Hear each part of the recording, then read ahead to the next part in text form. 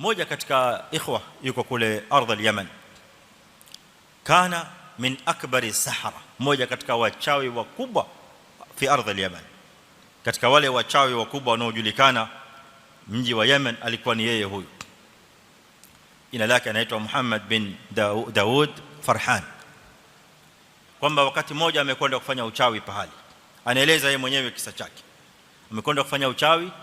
Sasa baada ya kufanya kile tukio cha lile tukio la uchawi amemaliza, akamwambia yule mwenye nyumba aliyekwenda kwake kufanya ule uchawi, akamwambia nipe nafasi nilale kidogo, maana hii kazi ya uchawi nimefanya ilikuwa ni nzito kidogo, ngumu.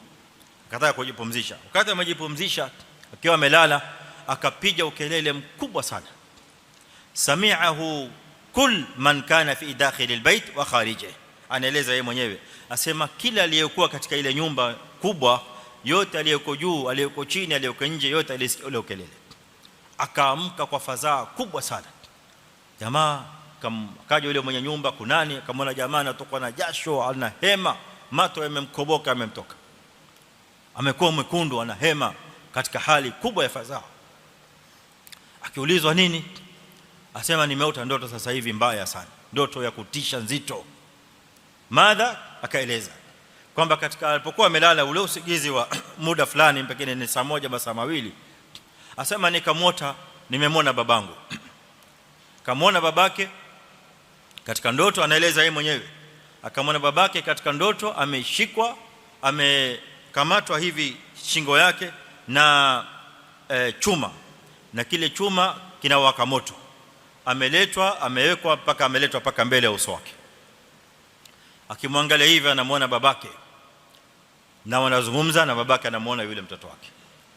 Baba na yule mtoto akimwangalia ile hali ya babake katika hali ya adhabu, anaadhibiwa. Chini yake lile chuma ambalo ameshikwa nalo ile babake, chini kuna maji ambayo yalikuwa yanatokota. Sufuria kubwa la moto, kubwa mno, ambalo lilikuwa linatokota moto kabisa, chini yake linatoka mapovu ya moto kabisa. Sasa baba yuko juu ya lile sufuria la moto, ameshikwa, anakurubia kuachiliwa. Sasa kabla hajaachiliwa, kutumbukia katika lile sufuria linalovuma, linalochemka moto, anampigia kelele mtoto wake, amwambia ya waladi, ewe mtoto wangu, wewe bado uko hai, mimi nakulingania na kuomba tafadhali, unaniona hii hali mimi nilioko hapa, mimi nilikuwa ni mchawi, ndiye nilikufundisha uchawi.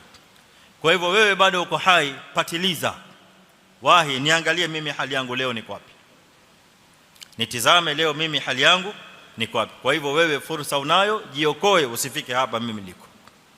Sasa yule mtoto akiangalia yale maneno hivi, ataka kumuita babake, hata amechelewa, lile chuma likaachiliwa, kaanguka ndani ya yale maji ya moto, anateketea. Ndipo pale sasa, baada ya baba kuachiliwa, ndipo akashtuka kwa fadhaa kubwa, kupiga kelele. Ile ndoto ndio ikawa sababu ya tauba ya huyu sahir, ndio akatangaza tauba yake, wa huwa yabki. Nasallallahu subhanahu wa ta'ala lahu athabat ila almamat. Na wale mashaitani na wale majini, mnajua kwamba sihiri inafanywa kupitia kwa mashaitani. Wakaja wale mashaitani siku ya pili, wakaja pale kwake nyumbani, kwa sababu ametubia, tauba ila Allah, akaingia zake msikitini kuanzia kipindi kile, maana sala ilikuwa inafuata mbele, nadhani ilikuwa ni salatul asri. Akamwambia yule mwenye nyumba, hebu nipe maji nitawadhe.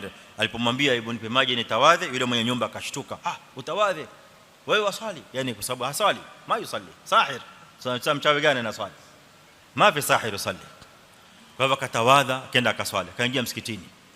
Anaingia msikitini akiweka ile sujud, yani alilia mno sana, maana hakumbuki mara ya mwisho aliposujudu ilikuwa ni lini. Akamshukuru Allah subhanahu wa ta'ala bi annahu najah qabla an yamut. Kwa hivyo alimuona babake wen fi albarzakh, alimuona babake fi barzakh, na roho zao zilizungumza. Baada ya pale, kisa ni kirefu ya ikhwan, wakati umemalizika, lakini alhasil kwa ufupi ni kwamba wale mashaitani wakamtia katika mtihani mkubwa, maana anafanya kazi na mashaitani.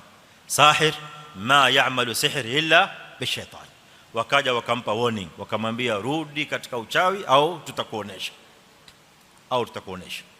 Kwa hivyo akawaambia, mimi nimekita vile vile, nimethubutu vile vile katika baada. Hiyo usiku ule ule akaanza kutishiwa, akarudi nyumbani, akaingia katika msalla wake, amesimama chumbani mwenyewe, amejifungia na swali. Akisimama ameswali namna hii, anaeleza asema mashetani wakaanza kunionyesha vituko. Wakaja mashetani wa kike kwanza uchi mbele yangu, napita pale naye anawaona, maana naamiliana nao mpaka nawaona kuja uchi pale, kisha wakaanza kufanya uchafu, kitendo cha uchafu wake kwa waume pale mbele yangu, ambapo mimi nasujudi ili nisiendelee na swala. Kwa hivyo wakafanya kituko hicho, wakafanya kama muda wa siku 3. Mimi sikurudi nyuma.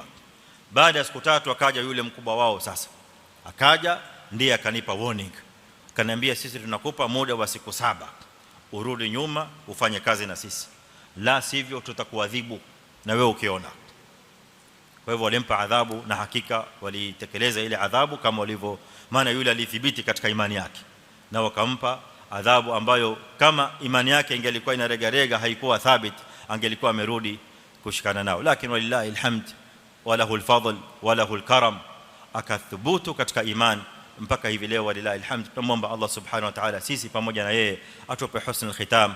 Wa sallallahu wa sallam wa barak ala nabiyina Muhammad wa alihi wa sahbihi ajma'in. Wassalamu alaykum wa rahmatullahi wa barakatuh.